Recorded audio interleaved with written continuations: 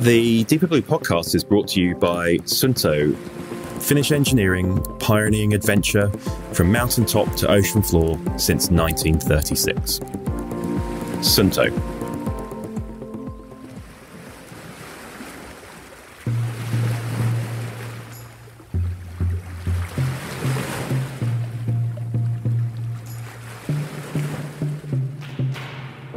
Welcome to the Deeper Blue podcast, your weekly guide to everything that is happening around the world underwater.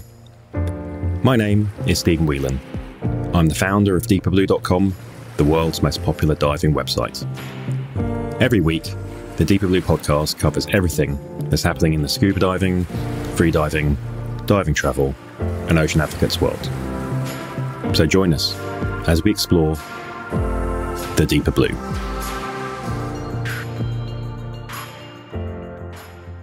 Hi everyone, welcome to episode 22 of the Deeper Blue podcast.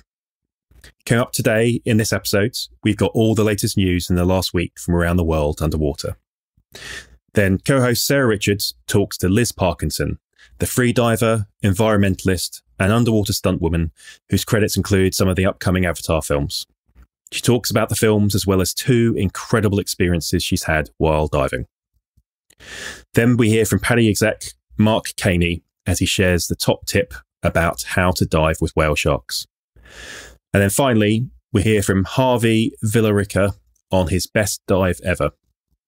Right, without further ado, let's dive straight into this week's diving and ocean news.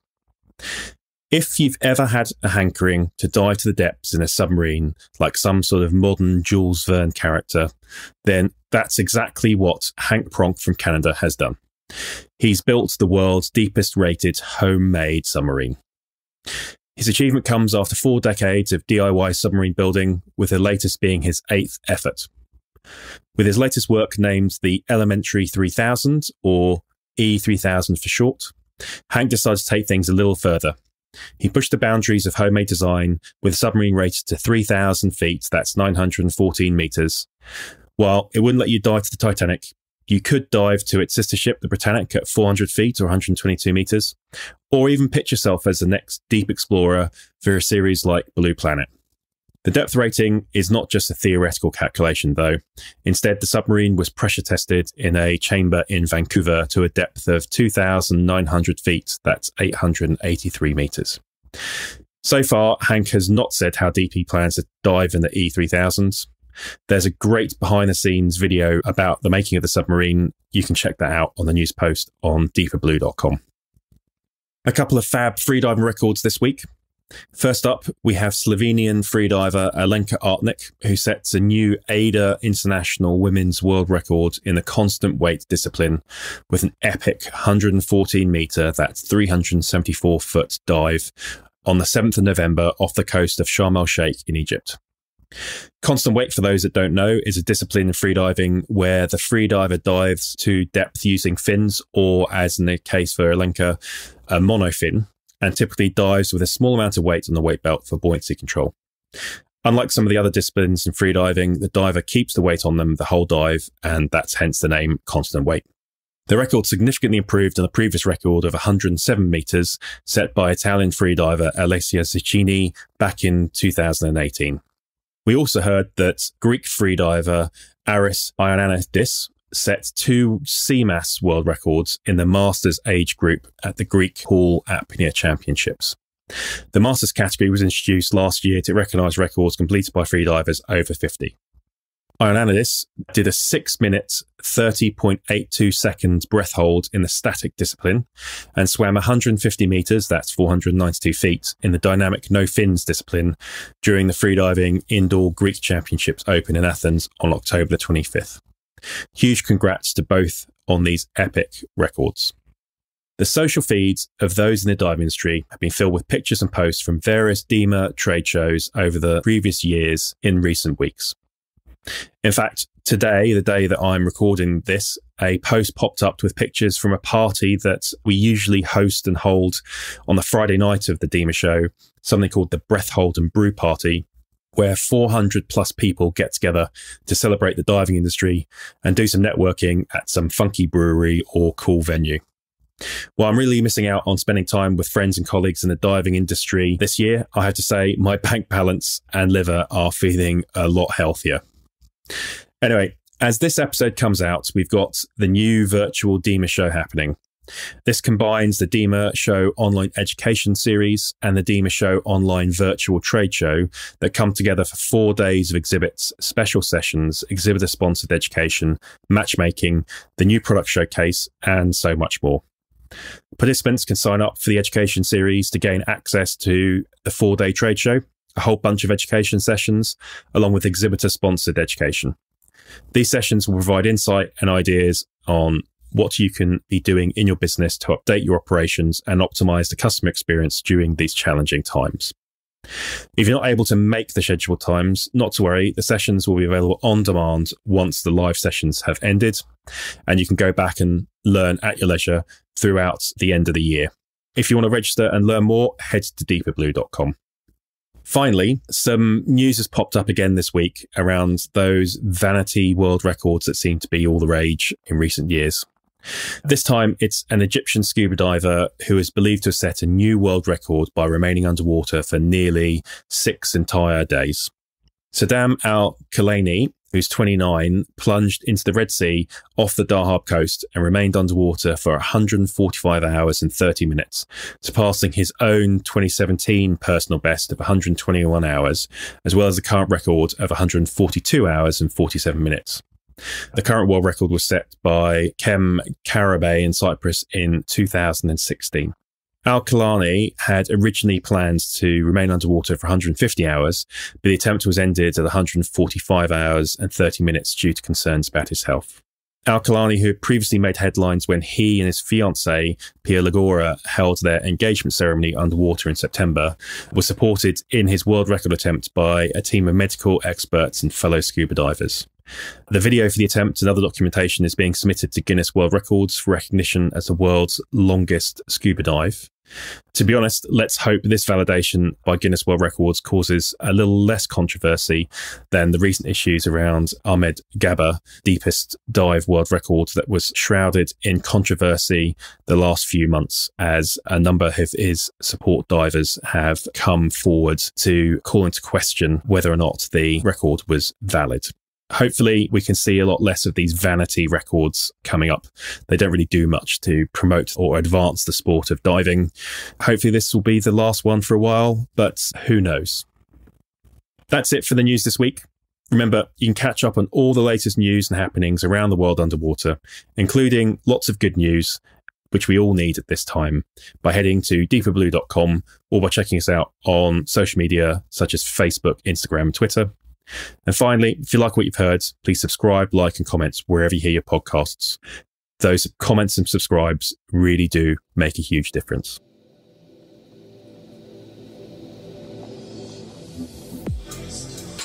You're listening to the world's only weekly podcast for scuba diving, freediving, dive travel, and ocean advocacy. I'm Kirk Kroc of Performance Freediving International, and this is the Deeper Blue Podcast. Hi, this is Jason Elias, producer of the Deeper Blue Podcast. In today's interview, our co-host Sarah Richard, founder of Girls at Scuba, speaks with Liz Parkinson, the freediver, environmentalist, and underwater stuntwoman whose credits include some of the upcoming Avatar films. Liz speaks a little bit about her work on those films, what it's like to be a stuntwoman underwater, and 2 incredible experiences she's had underwater, both scuba diving and freediving. So I want to know more about your role as a stunt woman on movies. And are there many stunt women that are doing breath hold or doing underwater scenes, or what is that kind of industry like? So yeah, that's a good question. I meet people every day who I don't know who are phenomenal water athletes and amazing stunt women. Having moved out to Los Angeles recently, the amount of talent there is just unbelievable.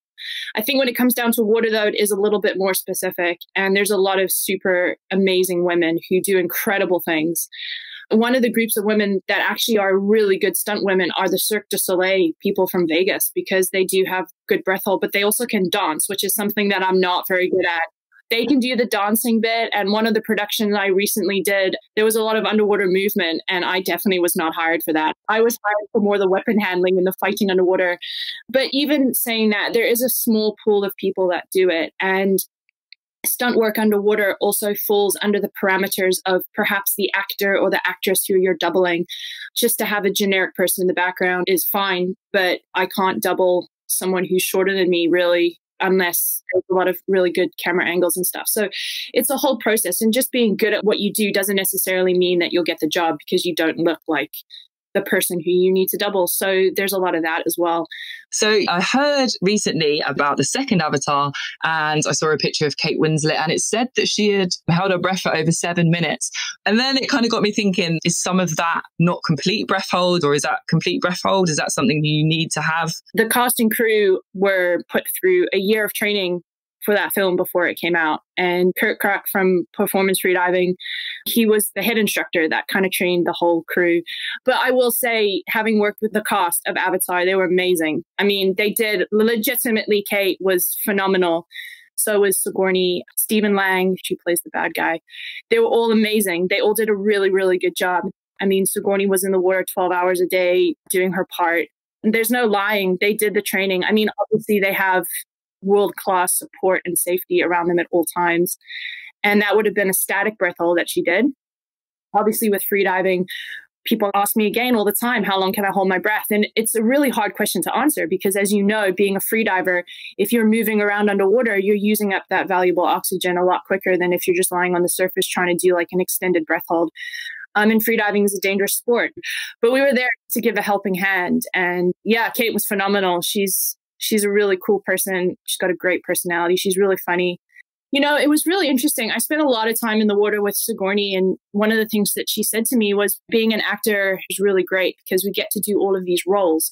But in doing the roles, we do learn new skills. And the thing about freediving is that you don't actually have to be in the water to be a good freediver, breath hold. Breathing is such an important part of our lives. It's something we do all our life. And it's such a great way to start your day. It doesn't just help you underwater. It helps all kinds of performance, just leading a better life. It's a great tip for most of us that are going back into lockdown this week.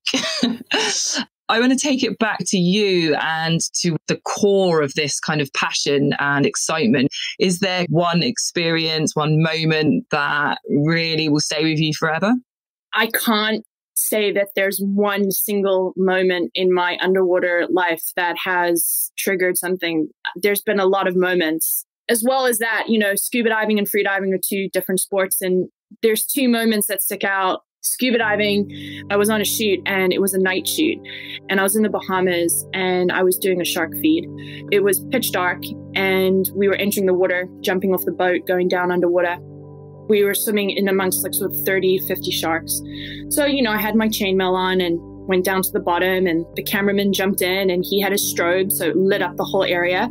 Because obviously, you know, for those of you who don't night dive, you know, when you go down underwater and you can't see anything, all you can sort of see is the silhouette outline of the reef because of the moonlight and the stars. But we had no moon, so it was legit dark. I'm down underwater, I'm standing there. The sharks are all swimming around, and it's cool because the different layers of the sharks with the shadows make it look like there's more sharks than there actually is. I was just kind of hanging out waiting, and all of a sudden, like, everything started to go sort of really dark. And I looked up, and the cameraman was sort of in his dome port was saying that there was a problem with the camera, just to give them like 5 minutes. And I'm also got like a crate full of bait because we're meant to be down in the water for an hour doing the shoot. So I'm standing underneath the water with all these sharks bumping into me, like they're bumping into my face, they're bumping into my arms, they're bumping into the box. And I'm like, okay, this is fine. You know, I can breathe. I'm good. I'm just going to like kind of hang out, sit on the box, wait for them to come back down. And it occurred to me that I was probably in the safest place in the world that I could ever be, ever. Being 40 feet underwater in the middle of the ocean with 40 sharks swimming around me. I mean, there's no safer place in the world.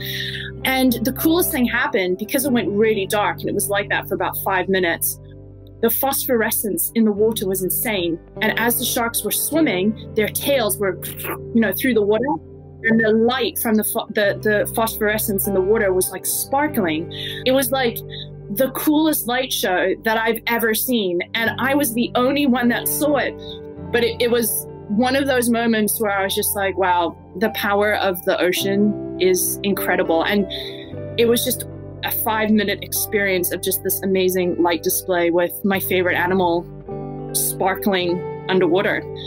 And then freediving, I was in Dominica and I was with my friend Nadia Ali, who is part of Scuba Dive Life, photographer. So I was in the water with them and we'd gone out to see the sperm whale, and we're in 2,000 feet of water and we hadn't really seen very much. And we come across a pod that had just come up, and all the adults had gone back down, and they left one of the little babies. I say little, it was like 25 feet. It was huge. This little baby was floating on the surface and was literally just trying to figure us out, and was watching it and followed me around for about 15 minutes, myself and a photographer on the trip. And I'm swimming underwater. I'm not deep. I'm 50 feet, and the little thing is following me and coming up. And when you're in 2,000 feet of water, it's black. It gets really dark really quick. And you kind of look down into the abyss, and I'm on the surface flopping around with this little baby, and he's like looking at me with his eyes huge, and it was so cool. And when Mommy came back up, Mommy came straight up, and Mommy didn't have her mouth open, but she was on a purpose, and she was like, there's a couple people with my baby I'm not so sure about. And this machine came out of the water so close to us and kept on put herself in between us and the baby was trying to get underneath her to get back to us. They're like these like essential spirits of just amazing ocean. And I'll never forget my one interaction I've had with the sperm whale was a pretty amazing one.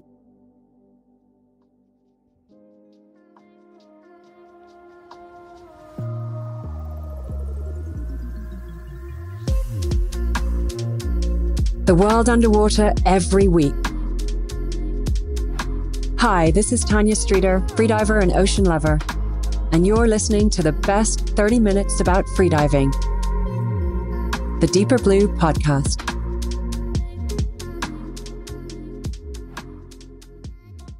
So, hey everyone, the Deeper Blue Podcast is brought to you by Suunto, the dive computer manufacturer. Suunto. It's really interesting, Jason. So I have been a Suunto diver, as in product person, loving Suunto products since I started. And one thing it's really interesting is they do stuff for everything from the kind of Will Trubridges of the world as the William world Trubridge to me. Yeah, William Trubridge, world champion, 19 times freediving world champion, record holder, to Jason Elias, who floats on the surface of the water like a piece of flotsam. That's right. Exactly. Which is interesting to hear because honestly, we talk to a lot of people on this podcast who are super professionals. And I'm looking at a Suunto ad here on my other monitor right now, and they have all these super high-tech kind of things. And then actually, as we've mentioned before, I've had a Suunto dive computer, and I remember the thing that I loved about it, it was that how big and easy it was to read. Plus, it was in black, which was super cool. But it was super big and easy to read. So from people like William Trubridge and Stephen Whelan, Grand Poobah of the Deeper Blue, who's a super expert in all things. I mean, honestly, you have been a BBC News expert, interviewed on BBC News for freediving, haven't you? You're like an expert. I have, but it's usually only when someone dies that I get hauled out. So nobody should wish me being on TV for anything. So it's bad news when Stephen Whelan has mentioned you on the news. Absolutely. But then it goes all the way to people like me who float along like a buoy on the top of the water, a buoy on the top of the water. But the Suunto covers all of us. They have a product range that covers everyone, which is fantastic. And they do colors other than black for those of you that are disposed. Who cares? Disposed? What on earth am I saying? Disposed to other colors other than black. Yeah. Although we all have the James Bond complex, obviously, that we all want to come out of the water dressed head to toe in black. Well, that's obviously right. The male fantasy is coming out, all dressed in black. Yes. Looking very, very cool because obviously black is very slimming. Yeah, black is slimming. And that's why I wear it all the time. It's not just in the water. And to be honest with you, I look a lot like James Bond. Besides the body, the hair, the face and the charisma, I'm a lot like James Bond already. So I don't struggle there. I feel like I've kind of got that nailed. You got it nailed. Absolutely. Absolutely. Just make sure you wear a Sunto computer in black or other colors, and you will look and feel like James Bond. Sunto.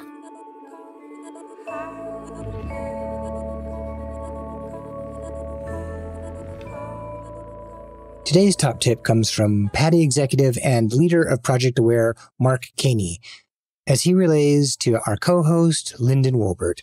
This is Mr. Mark Caney's top tip. Mark, do you have a top tip to share with our listeners today? Yes, I do. So if you're ever lucky enough to see a whale shark approaching you, stay very calm and still, but don't make a noise like plankton. Can you imitate a plankton noise for me, Mark? Yeah, here it comes. Ready? Got that?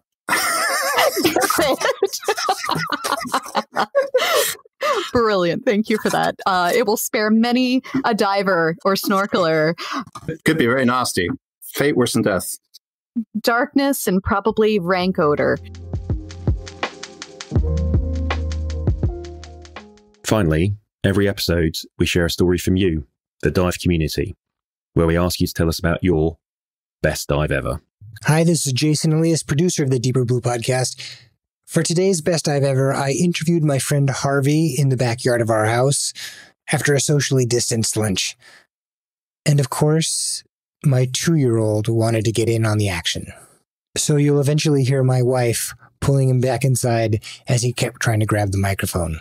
I am Harvey Villarica. I live in Los Angeles. My best dive ever was at the Galapagos Islands, where I went to Darwin's Island and Darwin's Arch. We did 3 dives there. The first couple of dives, we were obviously looking for hammerhead sharks. On the 3rd dive, we finally saw the school of hammerhead sharks that we've been trying to find. But it was also just this scary, crazy dive with insane drift and waves and current. And at one point, I had to hold on to a rock in order to not get swept away into the deep. But that was also the point at which the sharks arrived, and they were all around us, and it was magnificent. I've always wanted to see that school of hammerhead sharks that I've heard so much about, and I'll always remember it. And what meant so much to you about seeing those sharks? I just think that they're so beautiful in the way they are. They're like these ancient creatures that have lived for thousands and thousands of years, and they're so different from anything else. And the way that they school, everywhere else you go diving, you see sharks, they're usually solitary and you'll just see 1 or 2 of them. But seeing them dozens at a time, it was just, I don't know, I just thought that was amazing. We'd love to hear your story about diving. So at the end of the show, you'll find out all the info you need to submit your best dive ever.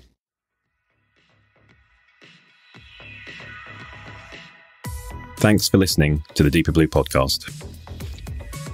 Find out more on all the stories you've heard this week, plus connect to the world's largest online dive community at deeperblue.com. And if you like what you've heard, please subscribe, like, and comment wherever you hear your podcasts. These comments and subscribes really make a difference. Before we go, I want to give a big shout out to Jason Elias, our producer. In case you didn't know, he has an amazing podcast about people who have a deep connection to our world's oceans. Connections strong enough that they've dedicated some part of their lives to being in or working on behalf of the water. Take a listen when you get a moment to Jason's show, The Big Deep Podcast. Every week, we want to hear your stories and share them with the world. So please record and send in your short story of your best dive ever. Keep it brief, no longer than 2 minutes, please. And in it, tell us your name and location, where you were on the dive, what happened that made it so great, and why it's meant so much to you. You can get that over to us at bestdiveever@deeperblue.com, or head to our website, podcast.deeperblue.com/bestdiveever. Join us again next week and explore much more of the deeper blue.